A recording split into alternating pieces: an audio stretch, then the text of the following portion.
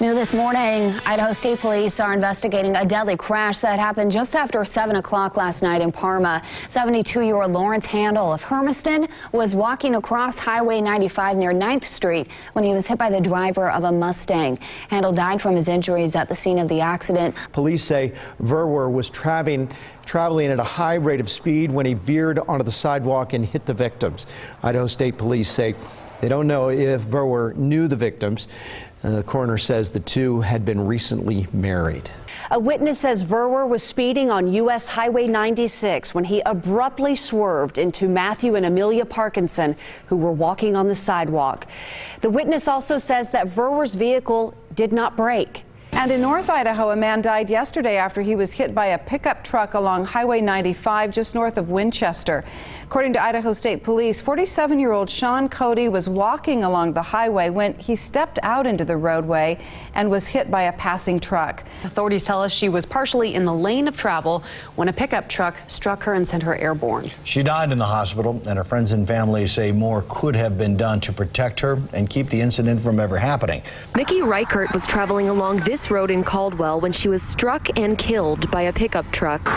It's where everybody needs to go, and there's no place for him to walk except for here along the shoulder. The victim's family wants change. I wish people would slow down and take notice of what's going on around them. Make bike lanes, make walking lanes, something to where we can have safety as a pedestrian going down the road.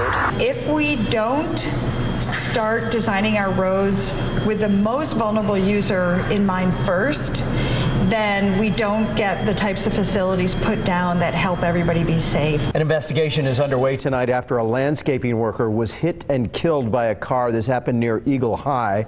It happened about 8:40 this morning in a residential area.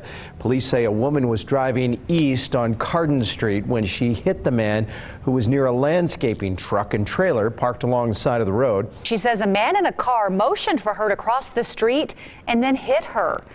Randy Sue Pratt is mostly paralyzed from the waist down and uses her hand-pedaled bike daily as a means to get around. He lost consciousness behind the wheel, and his pickup jumped a curb and struck Million near Maple Grove and Brookview Drive. That's just south of Franklin Road.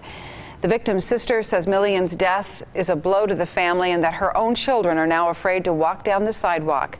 An 80-year-old woman has died after Boise police officials say she was hit by a car at South Cole Road and West Hummel Drive last night shortly after 10 o'clock. We now know the name of the woman who was hit and killed by a concrete truck yesterday afternoon. The Ada County coroner says 26-year-old Sandy Jacqueline Hernandez Nuno died from blunt force trauma after she was hit by a concrete truck as she was walking in a crosswalk at Eagle Road in Ustick.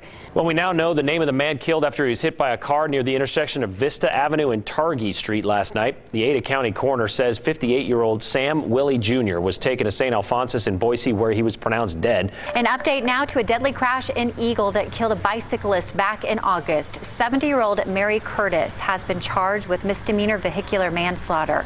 The Ada County Sheriff's Office says Curtis hit the cyclist, 71-year-old Joanne Baker, at Edgewood Lane and Iron Eagle Drive. Baker later died at a local hospital.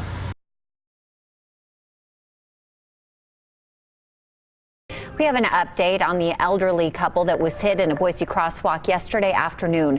We've learned that the 87-year-old woman died last night due to her injuries. Boise police say the crash happened just before 5 p.m. in the intersection of Milwaukee and Northview Streets. They say the woman and an 89-year-old man were both hit by an SUV.